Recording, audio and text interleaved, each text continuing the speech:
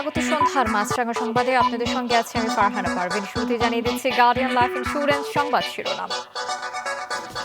জনগণ এখন নির্বাচনমুখী, এটি পেছানোর সুযোগ নেই বলেছেন স্বরাষ্ট্র উপদেষ্টা। তিনি জানিয়েছেন ঘোষিত সময়ে নির্বাচন হবে, কেউ ঠেকাতে পারবে না।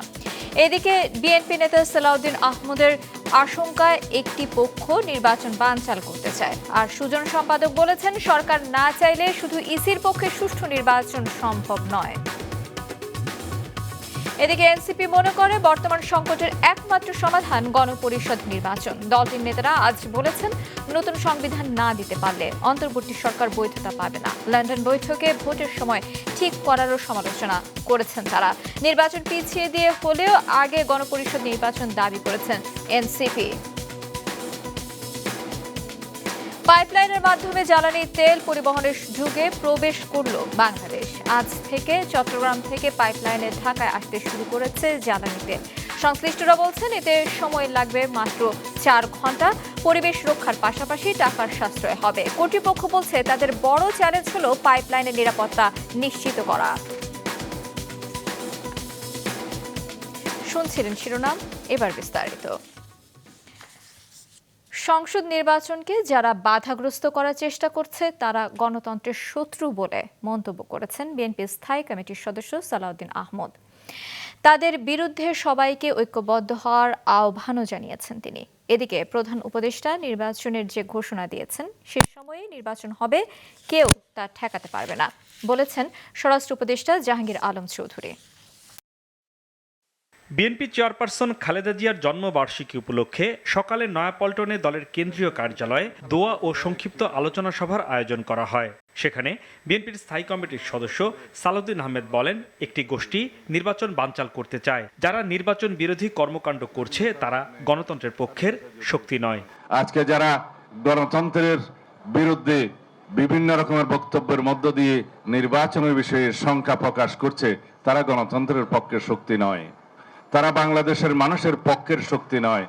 তারা হয়তো কোনো না কোনো কারণে নিজের কথাগুলো ইনিয়ে বিনিয়ে বলছেন যাতে করে নির্বাচনকে বিলম্বিত করা যায় অথবা বানচাল করা যায় অথবা নির্বাচন অনুষ্ঠান না হোক সেটা চায়। এদিকে প্রধান উপদেষ্টার ঘোষণা অনুযায়ী আগামী ফেব্রুয়ারিতেই নির্বাচন হবে, কেউ তা ঠেকাতে পারবে না বলে মন্তব্য করেছেন স্বরাষ্ট্র উপদেষ্টা জাহাঙ্গীর আলম চৌধুরী। নিষিদ্ধ পলিথিনের বিষয়ে রাজধানীতে এক সচেতনতা কার্যক্রম পরিদর্শন শেষে তিনি জানান, জনগণ এখন নির্বাচনমুখী। জনগণ যেসব নির্বাচনের মুখী হয়ে যাবে কেউ এটার বাধা দিতে পারবে না। জনগণ হলো মেয়ে, রাষ্ট্রের ক্ষমতা হলো জনগণের হাতে। জনগণ যেসব চাবে আমি নির্বাচনের দিকে চলে যাব, কারো কোনো শক্তি নাই নির্বাচন বন্ধ করা। প্রধান উপদেষ্টা যেই তারিখে বলছে ওই তারিখে নির্বাচন হবে, যেই মাসে বলছে ওই মাসেই নির্বাচন হবে। কে কি বললো ওইটা শোনার আমাদের কোনো দরকার নেই। অন্যদিকে সরকার না চাইলে নির্বাচন কমিশনের একার পক্ষে সুষ্ঠু নির্বাচন করা সম্ভব না বলে মনে করেন সুজন সম্পাদক ও নির্বাচন সংস্কার কমিশন প্রধান বদিউল আলম মজুমদার। প্রশাসন এবং আইনশৃঙ্খলা রক্ষাকারী বাহিনী যদি সঠিক ভূমিকা পালন না করে, ইতিবাচক ভূমিকা পালন না করে, তাহলে নির্বাচন কমিশনের পক্ষে সুষ্ঠু নিরপেক্ষ নির্বাচন করাটা দুরূহ। নির্বাচন হইতে হবে এবং ফেব্রুয়ারির মধ্যে নির্বাচন হওয়াটা জরুরি। আমি আশা করি তাই ঘটবে। সকালে এফডিসিতে সুষ্ঠু নির্বাচনে ইসির ভূমিকা নিয়ে আয়োজিত ছায়া সংসদে তিনি আরো বলেন, এবারও নির্বাচন বিতর্কিত হলে দেশ অনিশ্চয়তার দিকে যাবে। হাসনাইন তানভীর, মাছরাঙা সংবাদ, ঢাকা।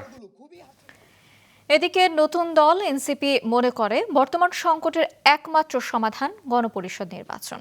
বিকেলে রাজধানীতে দলীয় কার্যালয়ে ব্রিফিংয়ে দলের মুখ্য সমন্বয়ক নাসির উদ্দিন পাটোয়ারি সবার আগে গণপরিষদ নির্বাচন দাবি করেছেন।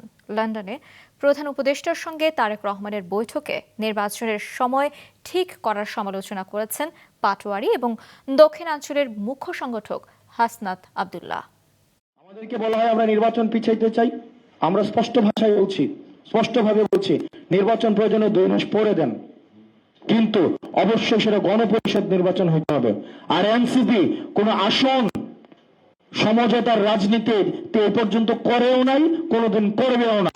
এই প্রপাগান্ডাগুলো এখন বর্তমানে নতুন যারা ব্রাহ্মণ হয়েছে, আওয়ামী লীগের জায়গাগুলো যারা এখন নতুন করে দখল করছে, ওইসব মিডিয়া প্রপাগান্ডাগুলো এখন চালাচ্ছে।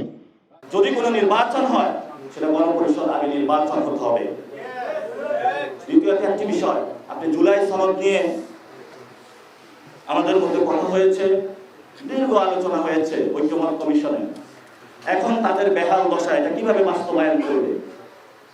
কারণ তাদের বেহাল দশা এই জন্য, এক নম্বর হলো লন্ডনের সিজদা, আরেক নম্বর হলো ঐক্যমত্য কমিশনে যারা আছেন এরাও অনেক গোপনে হলো বিভিন্ন গুলশান, বিভিন্ন ক্লাবে যায় সিজদা দিচ্ছে। ফলত তারা জনগণের যে সিজদা দিতে হবে এটা বুঝতে পারছে না তারা। এদিকে জুলাই সনদ এবং গণপরিষদ নির্বাচনের বিষয়ে সরকার পরিষ্কার অবস্থান না নিলে আন্দোলনের হুঁশিয়ারি দিয়েছেন এনসিপির সদস্য সচিব আক্তার হোসেন। মাছরাঙ্গা টেলিভিশনের সাপ্তাহিক আয়োজন প্রাসঙ্গিকে আজ এ কথা বলেন তিনি। এই অন্তর্বর্তীকালীন সরকার জুলাই সনদ বাস্তবায়নের পথ, তার ব্যাপারে যদি দৃঢ় ভূমিকা পালন করতে ব্যর্থ হয়, অবশ্যই টেবিলের আলোচনায় যদি আমরা নিজেদেরকে সমাধান না পাই, আমরা যদি বাস্তবায়নের পথ এখানে না পাই, যদি এলএফওর মধ্য দিয়ে এটাকে বাস্তবায়ন করা না হয়, যদি গণপরিষদ নির্বাচনের বিষয়ে যদি এখানে কোনো সিদ্ধান্ত সরকার গ্রহণ করতে ব্যর্থ হয়, অবশ্যই আমাদেরকে রাজপথে বেছে নিতে হবে এবং আন্দোলনের মধ্য দিয়েই আমাদেরকে আমাদের দাবিগুলো জনগণকে সাথে নিয়ে আদায় করতে হবে। দর্শক, সমসাময়িক বিষয় নিয়ে আমাদের সাপ্তাহিক আয়োজন প্রাসঙ্গিকের এই পর্বটি দেখতে পাবেন আজ রাত 10:30টায়। শ্রীকৃষ্ণের জন্মতিথি ও শুভ জন্মাষ্টমী আজ। ধর্মীয় ভাবগাম্ভীর্য এবং আনন্দ উৎসবের মধ্য দিয়ে দিনটি উদযাপন করছেন দেশের সনাতন ধর্মানুসারীরা। জন্মাষ্টমী উপলক্ষে তাদের শুভেচ্ছা এবং অভিনন্দন জানিয়েছেন প্রধান উপদেষ্টা অধ্যাপক মোহাম্মদ ইউনূস। ঢাকেশ্বরী জাতীয় মন্দিরে সকাল 8টায় দেশ জাতির মঙ্গল কামনায় গীতাযজ্ঞ অনুষ্ঠিত হয়। বিকেলে হয় কেন্দ্রীয় জন্মাষ্টমী মিছিল। আনন্দমুখর পরিবেশে সনাতন ধর্মানুসারীরা এতে অংশ নেন। এর উদ্বোধন করেন সেনাপ্রধান জেনারেল ওয়াকারুজ্জামান। উপস্থিত ছিলেন নৌবাহিনীর প্রধান অ্যাডমিরাল মোহাম্মদ নাজমুল হাসান এবং বিমান বাহিনীর প্রধান air chief marshal Hasan Mahmud Khan. তারা বলেন, এদেশ সবার, এখানে কোনো ভেদাভেদ থাকবে না। আজকের এই দিনে আমাদের অঙ্গীকার হবে সেই সম্প্রীতি, সেই সৌহার্দ্যপূর্ণ পরিবেশ আমরা সবসময় বজায় রাখব এবং আমরা একসাথে এই দেশ সবার, এই দেশে আমরা শান্তিতে সুন্দরভাবে সবাই বসবাস করব। আমরা ঈদ, পূজা, বড়দিন বা বৌদ্ধ পূর্ণিমা সব উৎসব একসাথে উদযাপন করি। এই ঐক্যের সংস্কৃতি আমাদের জাতীয় শক্তির মূল ভিত্তি। আইন শৃঙ্খলা রক্ষাকারী বাহিনীকে সাথে নিয়ে আপনাদের এই অনুষ্ঠান সহ সকল ধর্মীয় অনুষ্ঠান এবং সার্বিকভাবে জনগণের নিরাপত্তা ও সেবায় নিয়োজিত রয়েছি। দেশে প্রথমবারের মতো শুরু হলো চট্টগ্রাম থেকে বৃহত্তর ঢাকায় পাইপলাইনের মাধ্যমে জ্বালানি তেল সরবরাহ কার্যক্রম। এর মাধ্যমে মাত্র 4 ঘন্টায় চট্টগ্রাম থেকে ঢাকায় পৌঁছবে জ্বালানি তেল। এতে পরিবেশ রক্ষার পাশাপাশি সময় এবং বিপুল অর্থ সাশ্রয় হবে বলছেন সংশ্লিষ্টরা।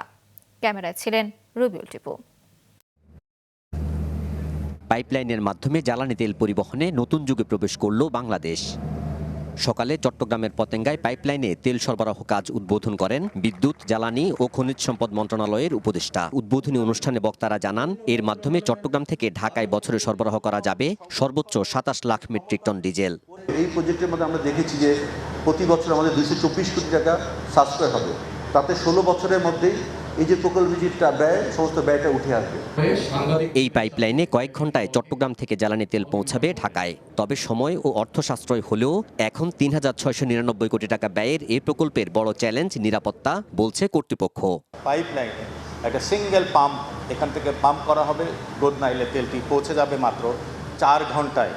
অনেকগুলো নদী নালা উপক্রম করবে। এই দীর্ঘ পাইপলাইনের নিরাপত্তা কিন্তু আমাদের একটা বড় চ্যালেঞ্জ। প্রধান অতিথির বক্তব্যে প্রকল্প বাস্তবায়নে অপচয় দুর্নীতি কমাতে হবে বলেন উপদেষ্টা।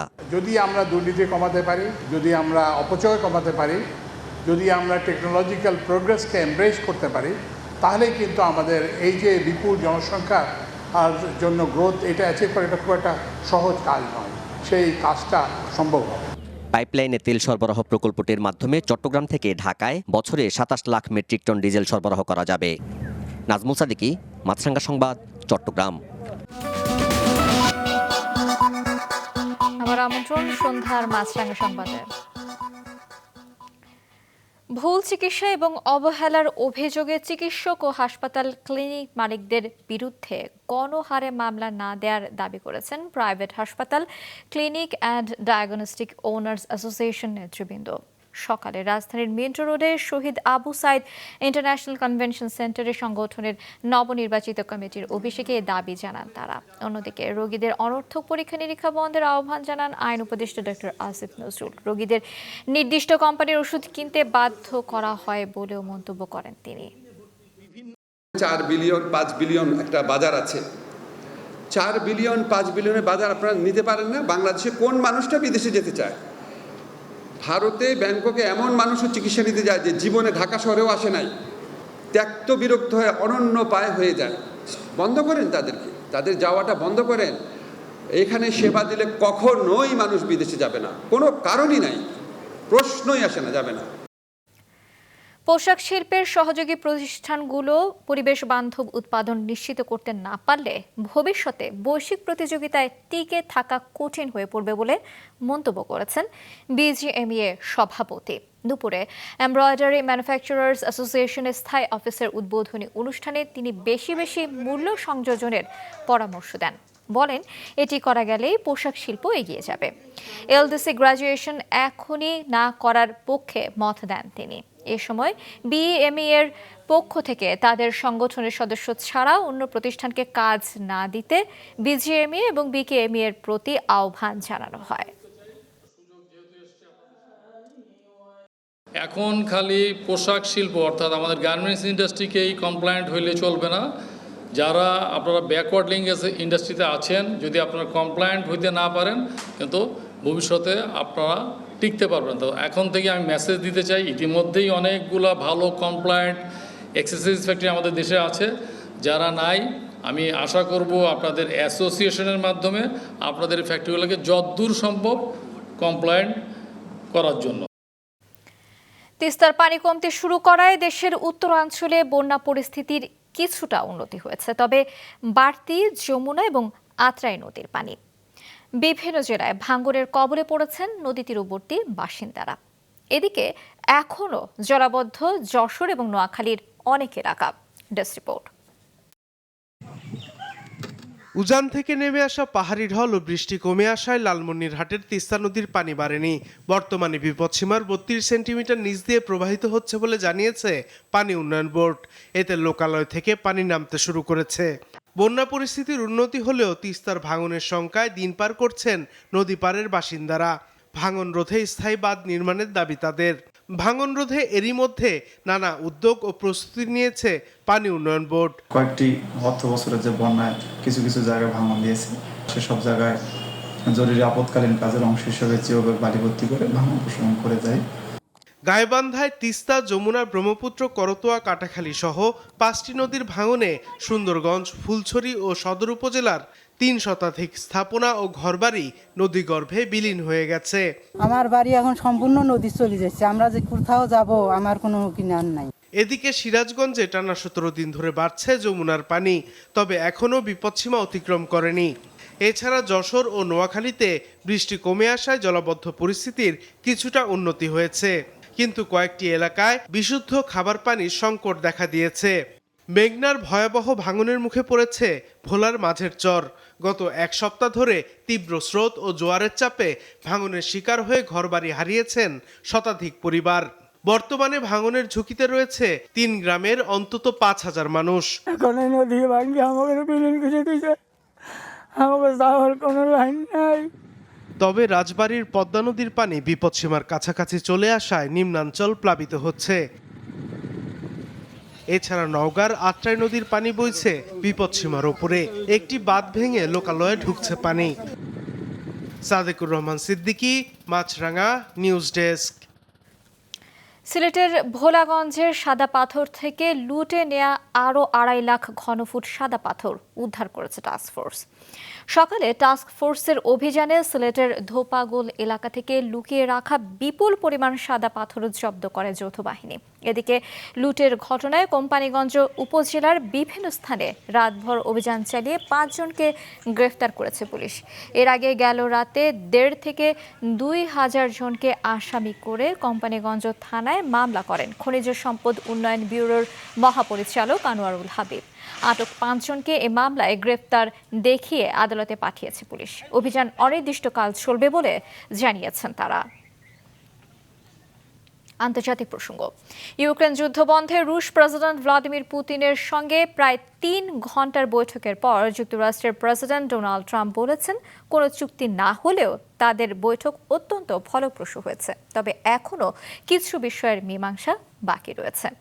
যুক্তরাষ্ট্রের আলাস্কা অঙ্গরাজ্যের অ্যাঙ্করেজ শহরের এলমেনডর্ফ রিচার্ডসন সাময়িক ঘাঁটিতে গতরাতে দীর্ঘ এ বৈঠক শেষে যৌথ সংবাদ সম্মেলনে এ কথা বলেন ট্রাম্প। মার্কিন প্রেসিডেন্ট আরও জানান, তিনি এখন ইউক্রেনের প্রেসিডেন্ট ভলোদিমির জেলেনস্কি এবং নেটো মিত্রদের সঙ্গে কথা বলবেন। চুক্তি শেষ পর্যন্ত তাদের ওপর নির্ভর করবে এবং তাদের সম্মত হতে হবে।